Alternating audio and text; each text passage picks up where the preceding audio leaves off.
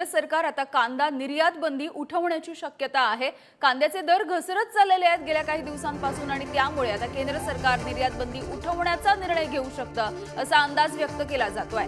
निर्यात बंदी राम शेतकरी मित्रांनो शेतकऱ्यांसाठी अत्यंत आनंदाची बातमी आलेली आहे। शेतकरी मित्रांनो, केंद्र सरकार कांदा निर्यात बंदी उठवण्याची शक्यता आहे। कांद्याचे दर हे मोठ्या प्रमाणात घसरत आहेत आणि याचा मोठा फटका हा शेतकऱ्यांना बसत आहे।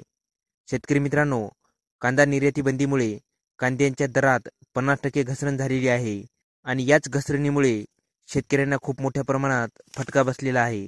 तर शेतकरी मित्रांनो, आजच्या आपण व्हिडिओच्या माध्यमातून एक शेतकऱ्यांसाठी गुड न्यूज आलेली आहे, ती आपण सविस्तरपणे पाहणार आहोत।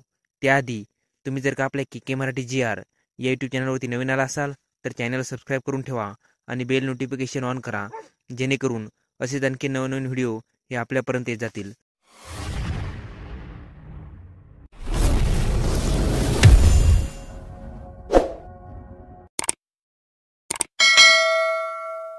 चला तर शेतकरी मित्रांनो, नेमकी माहिती काय आहे ते अगदी सविस्तरपणे पाहूया। निर्णयामुळे कांद्याच्या दरामध्ये 50% घसरण झालेली आहे। कांद्याचे दर घसरले त्यामुळे शेतकऱ्यांचं मोठं नुकसान होताना दिसतंय। तर सरकारच्या निर्णयाच्या विरोधामध्ये शेतकरी आक्रोश करताना सुद्धा दिसलेले होते। या सगळ्याविषयी बोलूयात, आमचे प्रतिनिधी किरण ताजणे आपल्या सोबत आहेत। किरण, काय अधिकची माहिती आहे?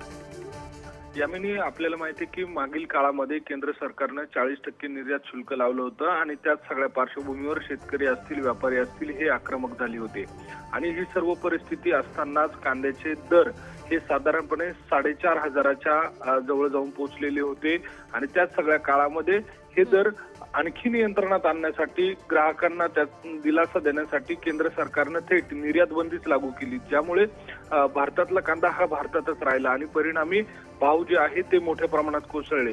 आता सध्याच्या घडीला नाशिकमध्ये जर विचार केला तर 1500 ते 2000च्या दरम्यानचे भाव बघायला मिळतात। त्यामुळे 50% नुकसान हे शेतकऱ्यांचं झालेलं आहे आणि व्यापारी देखील कांदा खरेदी करण्यासाठी धजावत नाहीये, कारण मागणीच पूर्ण करू शकणार नाहीये अशी स्थिती आहे। त्यामुळे खरेदी केलेला कांदा ठेवायचा तरी कुठे, आणि सध्या जो बाजारात येणारा कांदा आहे तो लाल कांदा आहे, तो जास्त काळ टिकू शकत नाही, त्याची साठवण करू शकत नाहीये, अशी देखील एक अडचण आहे। त्यामुळे एकूणच सध्याची स्थिती बघता मोठ्या प्रमाणात भाव कोसळलेले आहे आणि आगामी काळातील निवडणुका बघता आणि एकूणच राज्यातील शेतकऱ्यांचा रोष बघता त्यांना दिलासा देण्यासाठी केंद्र सरकारकडनं जी निर्यात बंदी लावण्यात आलेली आहे ती उठवण्याची शक्यता नाकारता येत नाहीये।